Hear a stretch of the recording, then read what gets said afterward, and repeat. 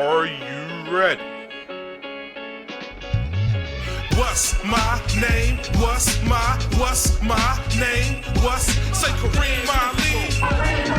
Say Kareem Ali. You're listening to Are you serious? the Hip Hop Debate Show. Okay, so hear me out. The official podcast of Kareem Ali. In about 2 seconds, Kareem Ali will begin to speak.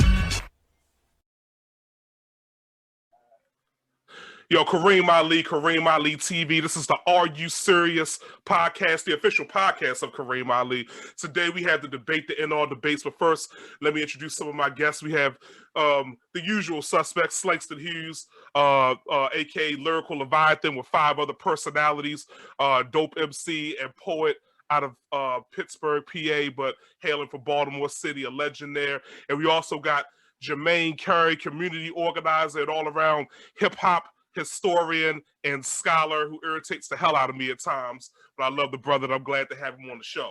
So today we're going to go with the debate, the age-old question of 80s rappers that have lasted till now, 2 of the greatest MCs of all time. Who's a better MC? Who's a better lyricist? Who's had the greater impact on the culture, the art form, and the genre? Is it Big Daddy Kane or is it Rakim? And Jermaine, Leviathan, I think I'll let you go first, because you really want to talk right now. Who's better? It's interesting that you read my mind like that. I really feel like that this debate and this episode should be really short. After I say what I'm gonna say, we might as well just stop recording. This matchup is much more wider in gap than many of the others we've talked about so far. I would honestly, the Talib versus Big Boy discussion was much more close and intense on my barometer than this is. Like, this is not even close. It's been a debate because it's been a debate for a long time. But honestly, when you do the cumulative factor of legacies and lyrical monumentalness combined, if you put them next to each other now, it's not even close. Short conversation in the 80s and early 90s, but now it's like ridiculous. Like, forget about it. Like, Rakim greater than Kane by several miles. Several miles at this point. Like, it's not even worth debating anymore. Like, to put it in context, I'll put it in context with 2 things. One, I've hinted, I've teased, I've given some trailers almost of something that's coming up, which is our discussion about what I call the realm of 13 microphone gods. Kane is barely in the realm. And at first, I had him out of the realm. Are you serious? Redman was in the realm, and then some discussions that me and Kareem had did convince me that Kane's legacy should at least put him in the realm over Redman. But number 1 of all time is still undisputably William Griffin, the god Rakim Allah.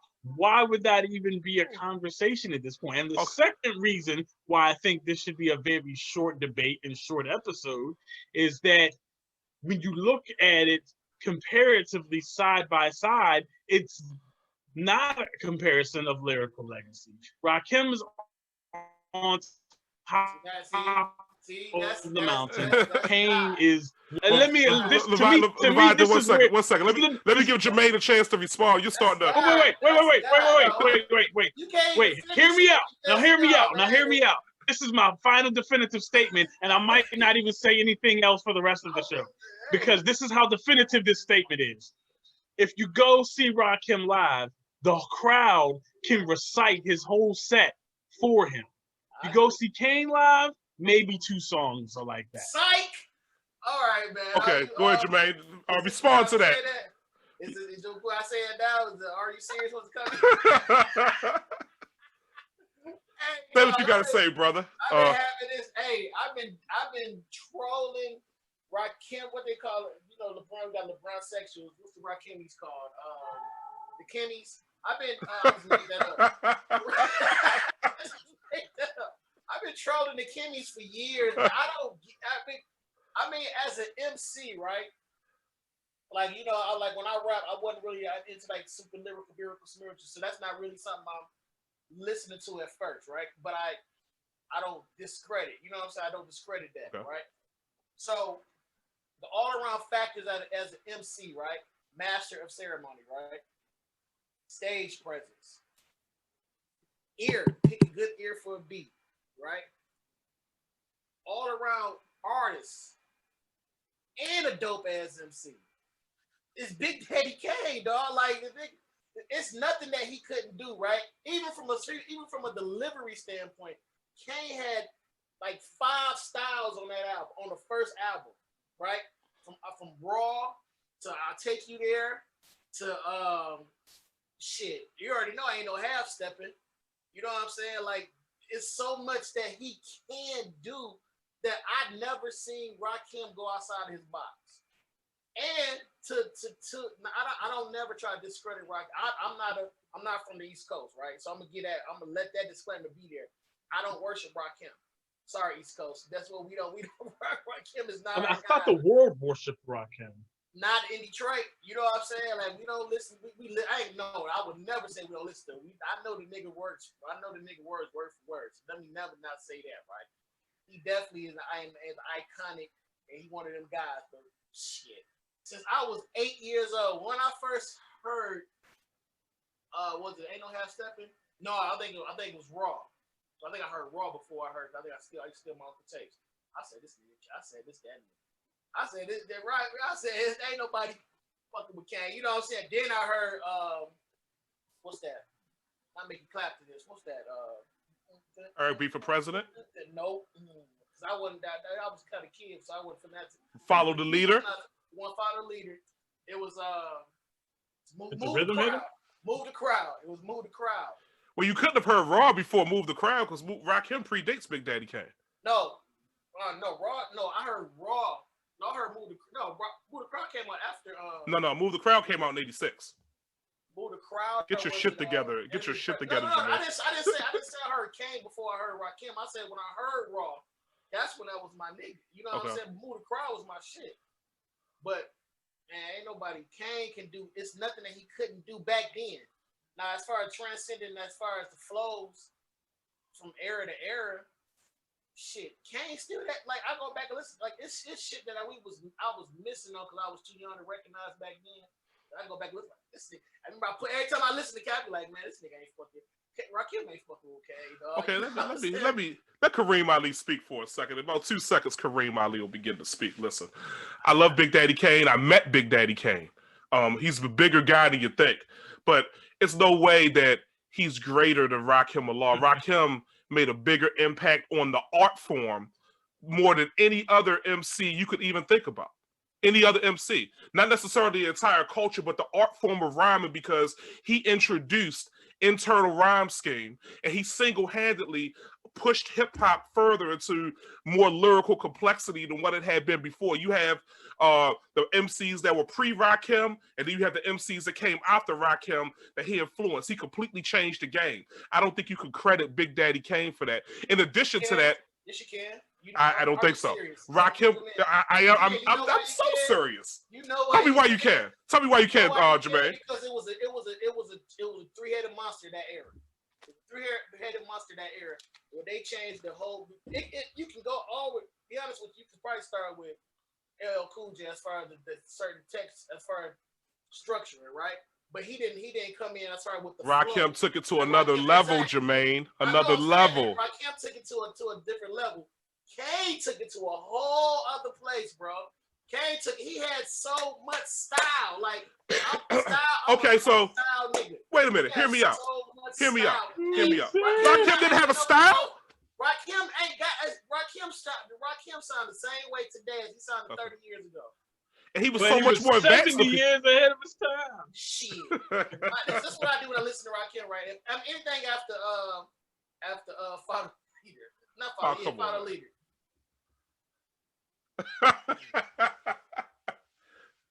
Hold on, let me switch. Okay, all right. Listen. So hear me out. Rakim. So I look at albums if you have a classic album, I look at that like a championship ring, the way that we have people in basketball or football. If you have a championship ring and you're a great player, it elevates you, especially if you are a great player that was the driving force behind your team's success. The rings will push you above other people on the all-time list. And I don't remember Big Daddy Kane ever having a classic LP.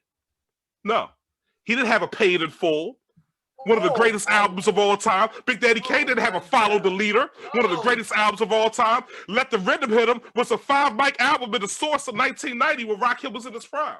Then he had Don't Sweat the Technique and 18th Letter, but at least 3, maybe 4, but at least 3 of those albums were classic albums. Big Daddy Kane never had a classic record. And Rakim, he never did.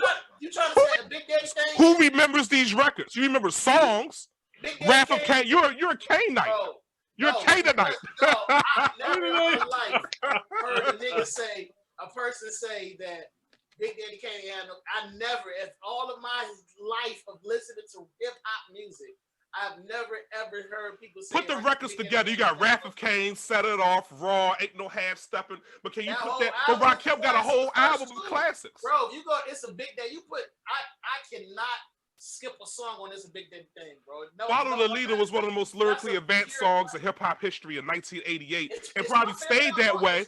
It stayed that way for another 10 years. It took 10 years for people to start to catch up to Rakim.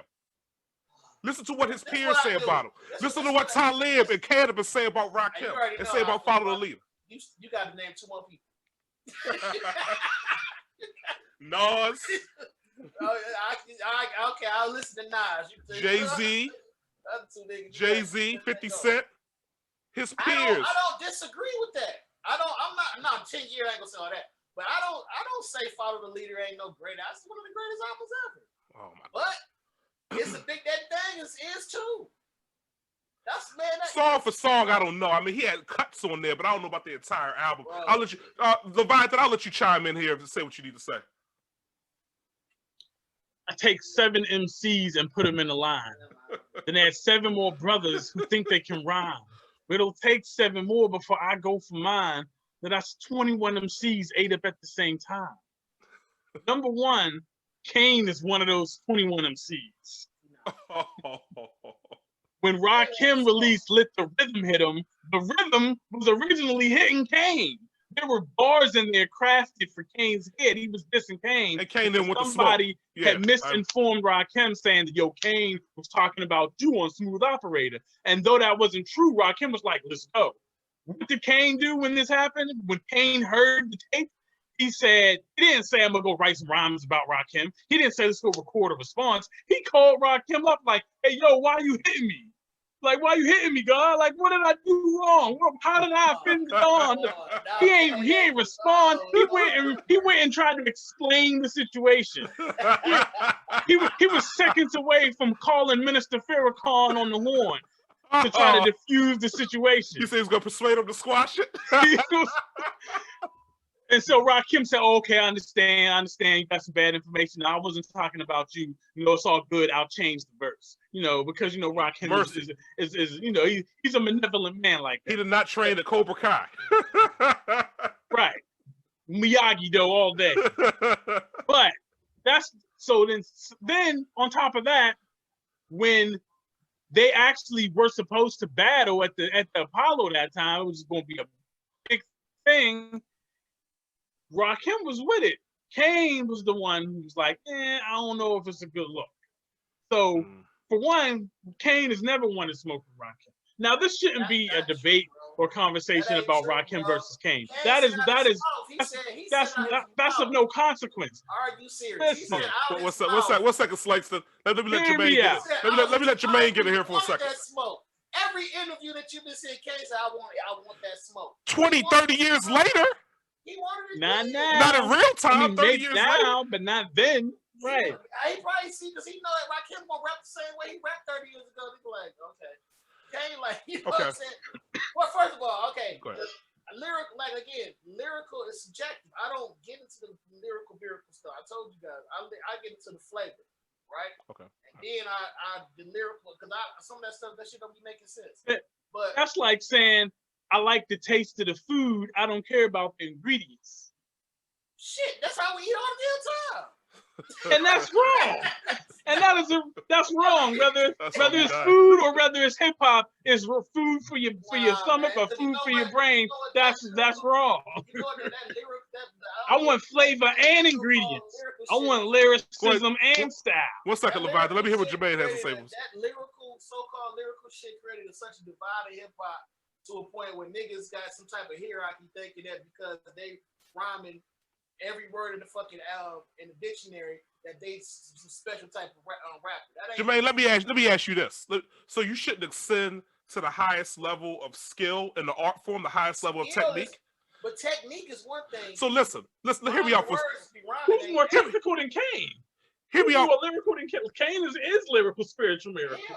The Kane is flow. He flow more than okay, hear me out. So if you take a supreme vocalist, like that listen, if you take a supreme vocalist, someone who can sing their ass off with expert control, let's say Whitney Houston, but you don't give her the credit for being a vocalist, and you wanna say someone like someone a little more average, down to earth, like Summer Walker or Janae Aiko, and you give them the credit, are you saying that Whitney Houston or Mariah Carey shouldn't be held at a higher status of singing ability than people who sing lesser than them? Is Aretha Franklin not the greatest soul singer of all time? That's not a good example. It's a great example because vocalism is the same as lyricism. You're ascending to the highest levels of the art form. This is talent. You know why? You know why though? Why? What's the definition of lyrics? A lyrics. The real definition of a lyricist. Leviathan, I'll let you answer that since you have lyrical in your name. Definitions of lyrics. So I'll tell you. Rap definition. I'll tell you. It's the same as the real definition of music. It's about the quality. It's about right? and it's about and how it make you feel. And it's about the staying power. It's about how long can it pass the test of time. What do the same way that James Brown is the most sampled musician of all time, Rakim is the most quoted lyricist of all time. He's more quoted than any other hip hop lyricist. He's more quoted than most songwriters. Period. Like I can't even begin to amount to how many times Rakim has been quoted. So that stands out. That stands out right there. How much like from Jay-Z to whoever else you want to name, they've quoted Rakim, and a lot of times people didn't even know they were quoting Rakim. So the receipts. So the problem with what you said about those are the receipts. See, lyricism, it is quantifiable, and talent is somewhat quantifiable. For example, if you pick up a guitar, you strum it a couple times, and you try to say you're great, you're not Jimi Hendrix. There's a level that Jimi Hendrix has developed on the guitar level of technique that makes him superior to many guitar players there are. You can't be a lesser guitar player but consider the same status level of someone who didn't put the work in and didn't develop that skill level and that technique to the level of a Jimi Hendrix or a Page or a Slash. It's different. Let me ask you a question though. Right? It's different, like as we've grown in hip hop, it's different genres of hip hop, right? That's one question. I mean that's not a question, that's what it is. Also, it's different levels of an artist. So lyricism is subjective. It's always gonna be subjective, right? It's going to be, no matter how much you try to say it and try to write a whole thesis on what you think lyrical is and who the lyrics is. I mean, come on, there's a difference between Black Thought and Soulja Boy. I mean, come on. It's a major difference. Right. I'm not saying that, but I'm saying like it's quantifiable. When it gets to a certain level. To say Kane is on the top level lyrics. No one said that. All right, so receipts, quantifiable. Hear me out. So we're talking about Rakim, and you're talking about writing. You're talking about innovation of the art form. Let's put aside lyrical dexterity and impressing somebody with the words. Let's look at how the words and the art form was advanced. This style, this rhyme that I'm styling, smooth as a violin, rough enough to break New York from Long Island. The complexity of that 4-bar couplet, of him, the internal rhyme, the end rhyme of the song, Check Out My Melody. He wrote that when he was 17 years old in high school. So he was writing when no one was writing like that. He was the first MC in hip hop to rhyme in paragraphs. Everyone else, even LL, was doing an advanced version of the style that was more simplified. He was doing an advanced version of rhyme. He was having a little internal rhyme, and then he would indent certain things. Nobody was doing that. Rakim came and said, "Everybody calm down. He was rapping like That's jazz. style. So beyond just how he used big words, he was using flow, cadence, style, musicality, all the techniques, all the flavor. He was cooking his meals up with more diversity in his skill level and more advancement than anyone else before him. Kane came and did some of the same things, but he didn't do it first. And he didn't do it as advanced in that time period as Rakim. That gives him the upper edge. Oh yeah, everybody remembers Neil Armstrong. Who the hell is the second and third guy who walked on the moon? Jermaine, I'll give you a chance to be smart. I'll give you a chance to be smart. The thing about it is that when Kane took it to he advanced to another level, right? When he came out, he advanced his level. Let him talk. It wasn't another. Let him talk. Right? Like in that era, my personal favorite in that era is Ice Cube, right? Because the story writing. Okay. But at the same time, Kane had way more flow. He had more flows. He had so many, not flow. He has different styles. Right? Cadences. He had more styles on one album. I mean, I heard the same style on that album with different beats. Didn't, bro. Like raw don't sound like ain't no half step. It don't sound lyrically it does. Not music. I'm not Jermaine. I see what you're saying. I see what you're saying in terms of style. And it was precise. His cadence. Kane was an advanced MC. Kane was incredible. I'm not. See, this is where I disagree with you, Leviathan. I don't think the separation is as big as you say. I do think Rakim is a little superior. If I had to rank them in terms of impact and skill, I would put Rakim above Kane. But I don't think it's like by leaps and bounds. It's not like Michael Jordan, Kobe Bryant, Rajah Bell. It's not like it's not like that. But it is like Akeem Olajuwon, Michael Jordan. It's not, bro. It's Olajuwon is closer to Jordan than you think. Than some people think, bro. Like Olajuwon, because of defensively, he was a Jordan at center. But he's not top 5 all time. It's debatable in terms of his ability. Yeah, in terms of what he accomplished, no, because he's only got 2 rings. And that definition fits Kane perfectly. Okay, all right. Don't be wrong. Kane is one of the greatest who ever did it. Don't get me wrong. Kane is a god as well. But there are gods, and then there is the god, and that. Oh my goodness! I can give you Rakim as far as he is the originator, but so he created a certain flow that people still try to master, right? But at the same time, it's been caught up with. You know what I'm saying? But at this point, Rakim did have the verse of the year on that Busta Rhymes album. It was voted the verse of the year by one of the. It still sounded like. And he's still the god. It still sounds like the technique. He has his own style. You don't tell a Sade or Anita Baker to sound differently when they come out. They have a style. And it's still dope. Who had this? To name me someone else whose first single came Jermaine, out. One second, Levi. What was you about to say, Jermaine? No, I'm just saying, like a lot of the different MCs, they have played around with different flow. Like Jay-Z, right? Like even go with the Jay-Z and Nas thing. Like it was a point Nas started catching up as far as switching his flow. He can do different flows now. Okay. Back then, it was terrible when he tried it. But like Jay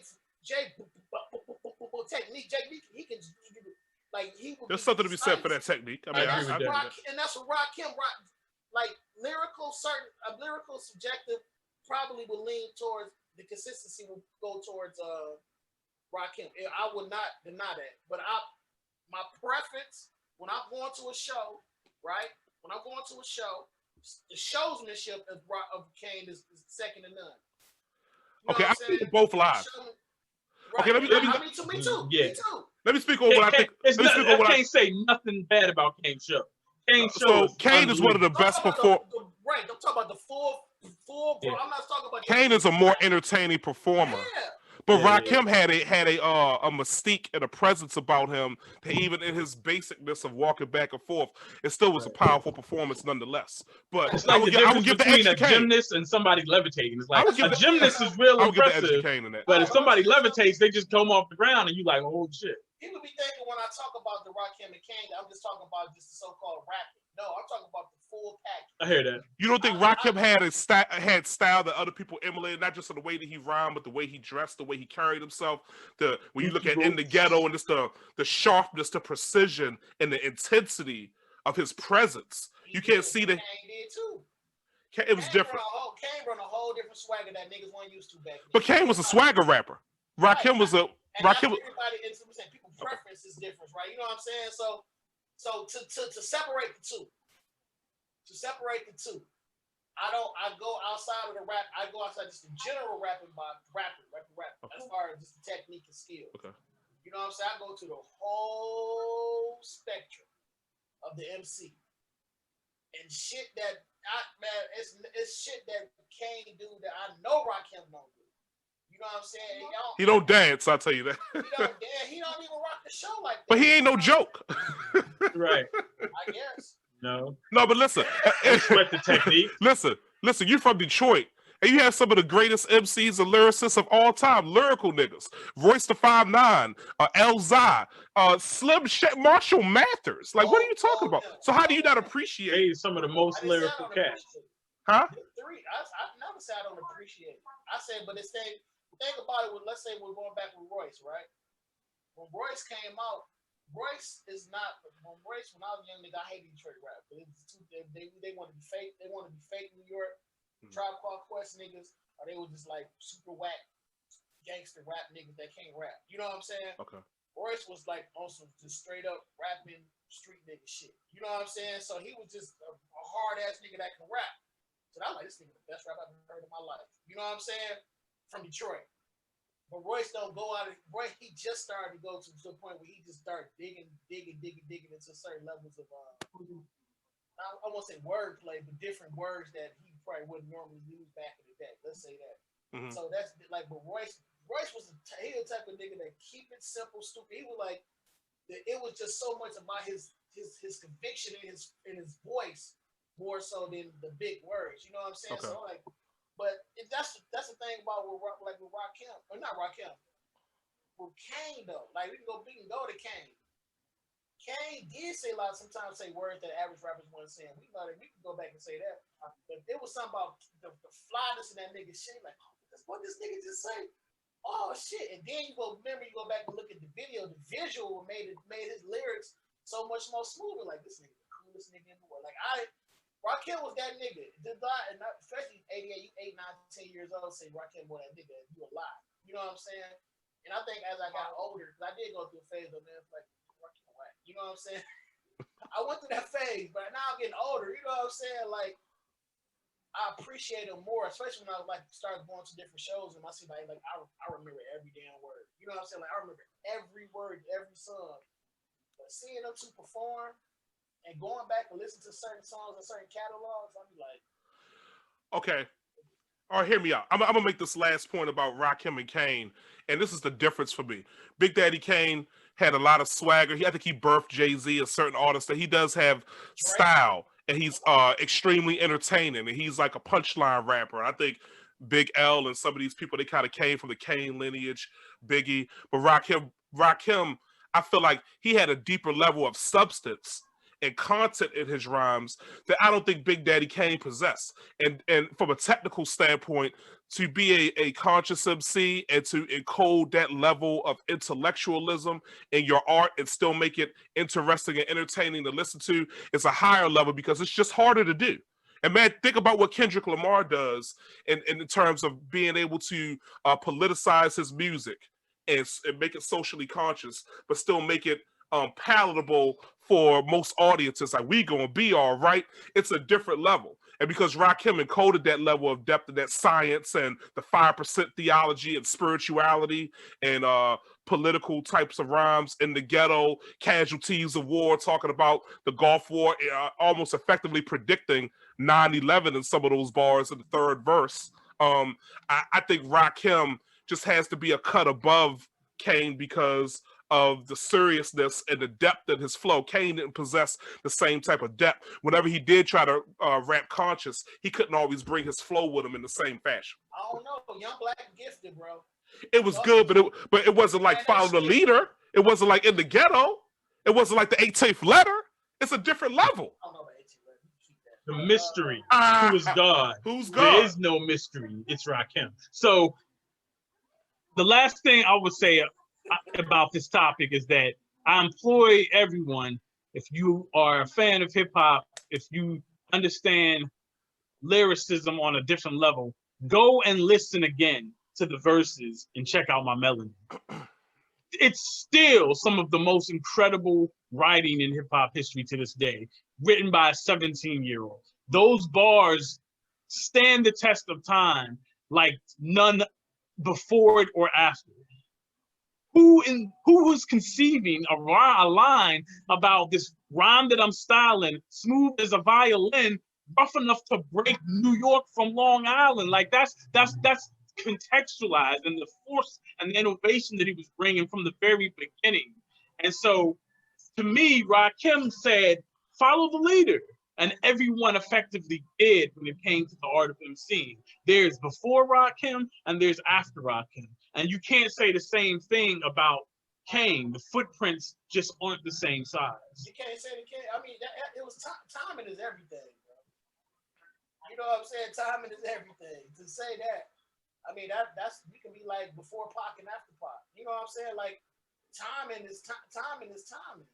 So you can people gonna. I think for the most part, where you from, Shay? You from where? Me, I'm from Baltimore City. I know where you from. Where you from? I'm from Pittsburgh originally. Right. Well, that's kind of East Coast. But that's kind of Midwest. Yeah, we kind of like in the middle. You know what I'm saying? Right. So you kind of. So I was about to throw the East Coast bias thing on you, but I know the East Coast got a narrative that they've been trying to push it on people. The closer you get to the source, the better the shit is. Exactly. It is the mecca for a reason. I mean, I think there's a hierarchy for a reason too. And it's like, the hierarchy in lyricism, like, yeah, there's the niggas, and then there's the niggas that's better than the other niggas. Like, there's the hierarchy for a reason. When it comes to take away the chains, break a rate of pain, we break the game, we build my name. I mean, it's just like, I mean, who else that dropped their first single in 1986, 87 is able to still get the verse of the year in 2020? If that doesn't prove how far ahead of his time he was, I don't know what does. Like, he might just be catching up to himself right now. Rakim is definitely more revered. I mean, people love Kane, but Kane kind of gave up and quit. He kind of. Yeah, but when was the last Kane album? Was like 94. 98. 98, he came out one. Yeah, he came out. That one. Once he switched it up for the style you're talking about. Once he switched it up and started getting naked with Madonna and stuff like that. And I think that hurt him more in the argument than because he got too Hollywood. You know what I'm saying? And that hurt him, especially in that time frame when NWA was taking over shit, and you saw all these, like, it was too much going on for him to do some shit like that. Right. You know what I'm saying? Like, it was because it was so balanced back then, right? Right, Yeah, true. he took it to it. Like, De La Soul popping, Jungle, I don't even listen to, like, Tribe popping. You know what I'm saying? You had Native Tongues, everybody was doing different types of grams of popping at one time, and this nigga was taking clothes off and posing. You know what I'm saying? Yeah, we didn't need that for right. Rakim stayed true. We didn't need that at that point. Ain't need that, so that killed him. Then we tried to come back 3-4 years later with all that shit with Jay-Z and them. You know what I'm saying? Everybody, like, the streets already done gave up on him. So when I go back, I have to go back to just the era of, you know what I'm saying, 87, 88 to about 90, 91. I'm glad. Well, Prime in that era, when I talked to the old heads, it was almost unilaterally people were saying that Rakim was the best, and Kane was 2 or 3, along with KRS-One being in the conversation with both of them. Rakim, KRS-One. And later on, it became like from where I'm at. It's Ice Cube. Like when Ice Cube came out, Ice Cube took over Detroit. You know what I'm saying? He took over Detroit. He took over Detroit. So that was us. You know what I'm saying? Because when he was talking about Detroit shit. You know Any final thoughts, Leviathan? We got to go in a second. We're running out of time here. We're up against it. I start to think, and then I sink into the paper like I was ink. When I'm writing, I get trapped in between the lines. I escape. When I finish the rhyme, I got soul. Like 17, 18 years old, 1987. No one is even conceiving of concepts inside of a 1 bar, 2 bar stanza like that at that time. Like, it's just not a thing. He's not just doing it before everyone else. He's thinking of doing it before everyone else. Jermaine, Doing it before everyone. Jermaine, do you have a final thought? Yeah, I mean, just something simple. You can go off the best song here at the home. What do you say? Rappers step into me. Okay. All right, that's all the time we have, man. It's not the same. It's not. Listen, Kareem Ali TV, man. We got the Are You Serious podcast, Rakim versus Kane. We got 2-1 Rakim, 1 Kane, but it's all good. Yeah, I'm ride with Kane forever. And you would be wrong. So I have to stand here today as what I was when I was born, a black man. Your racism bounces off me, I'm bulletproof. Your prejudice gets deflected, I'm bulletproof. Your hatred can't penetrate me, I'm bulletproof. Our minds can't be shackled no more, nah, we know the truth. Yeah, from the spot that Malcolm stood.